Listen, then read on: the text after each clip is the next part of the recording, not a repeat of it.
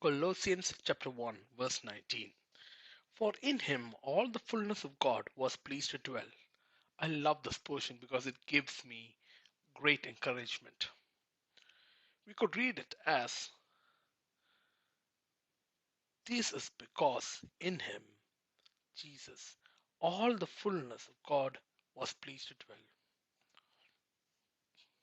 What was? That he, Jesus, is before all things. He, Jesus, is the head of the body, the church.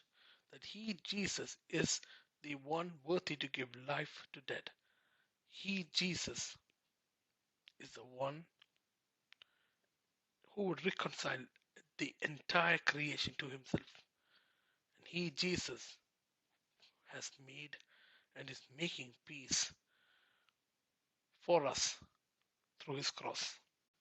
Why is it true about this man, Jesus? Paul explains it here. He says, all this is true not because Jesus was a semi-god or a demi-god or a part god, not because Jesus was a sage who have attained nirvana or something of that sort. No, this is not who Jesus is. Paul says, in Jesus, the fullness, not just anything, not a part, not a portion, but all the fullness of God dwelt.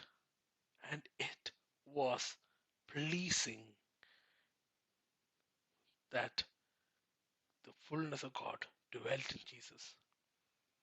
That is amazing because, one, Jesus was filled with only God. He was God in flesh. That is what that verse means. It is not made up. It says very straightforward. Everything about Jesus reflected the fullness of God.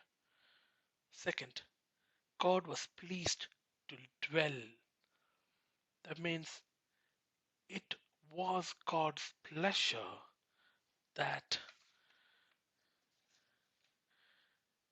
he came in form of Jesus.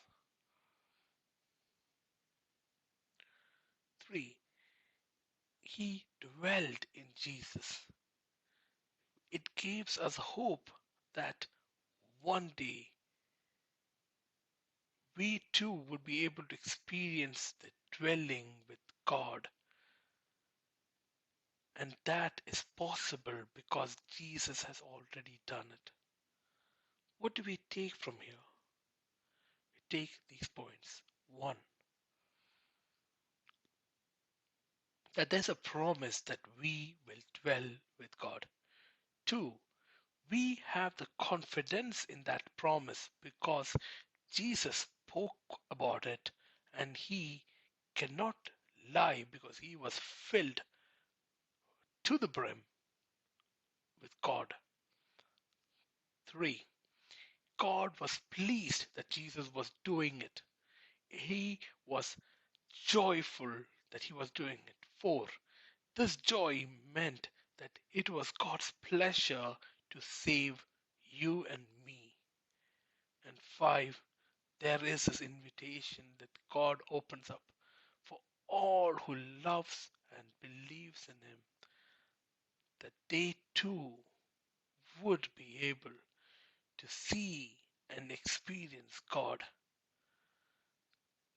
Though we are sinners, we would be able to experience God through Jesus because he was one who had been both God and man, 100% God, 100% man.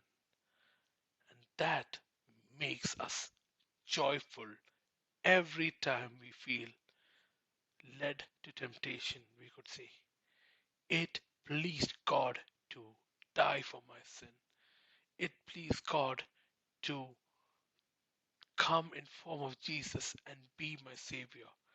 And that is a promise that I, being a sinner, have, that he who began this good work in us of sanctifying us, of purifying us, of making us holy unto himself, will complete it till the day I will no longer be tempted by sin, will no longer be in presence of sin, will no longer think about sin, but rejoice that those days have been long gone, long defeated, and I am with Christ and Christ alone.